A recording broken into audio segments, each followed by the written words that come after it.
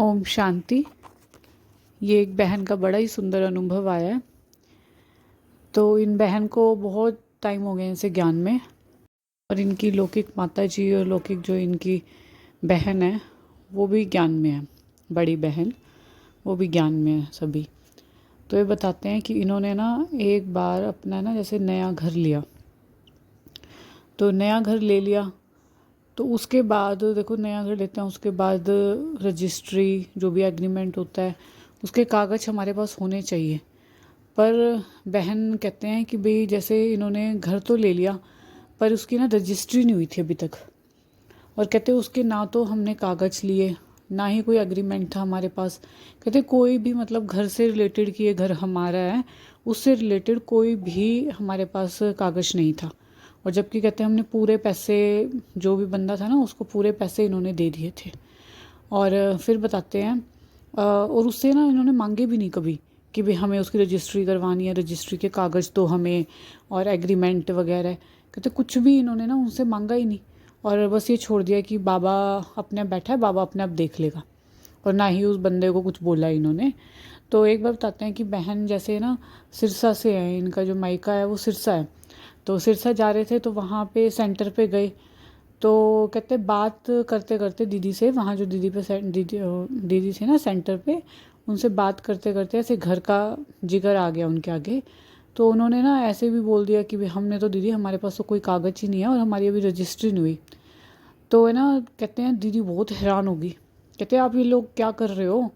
कहते पूरी गली में एक आप ही लोग होंगे जिनके पास अपने घर की रजिस्ट्री नहीं है या कोई भी कागज़ ही नहीं है, कोई भी एग्रीमेंट कुछ भी नहीं है आप लोग के पास।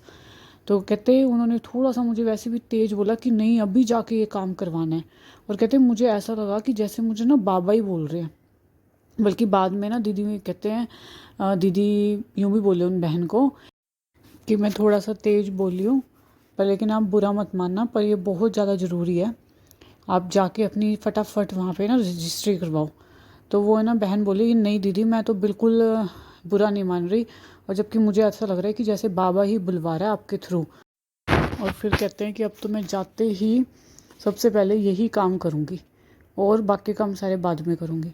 तो बहन कहते हैं फिर जब वापस आए जैसे अपने ससुराल में, तो वहाँ कहते हैं सबसे पहले इन्होंने अपने जो युगल है उनसे यही बात करी कि हमें सबसे पहले रजिस्ट्री करवानी है। तो ये बताते हैं कि भाई इनको ना बहुत टाइम लगा था उसमें। भाई वो जैसे रजिस्ट्री करने वाला बंदा जो भी था, तो वो बार बार ही इनके फ़ोन को काट भी रहा था, और बार बार ही ऐसे ना उस काम को कोई ना कोई टाल रहा था कोई बात कह के। तो बहन कहती है, और फिर बताते हैं कि भाई मैं तो बाबा को साथ लेके, कहते मैं उसकी ऑफ़िस में इतनी बार गई, और ऑफ़िस में कहते मैंने बहुत बारी बात करी उसके जाके स्पेशल। और फिर कहते वो ऑफ़िस में भी नहीं होता तो मैं घर पे भी हम लोग गए हैं, कहते उसके घर पे तक हम गए हैं, इतनी बारी हमने चक्कर काटे हैं।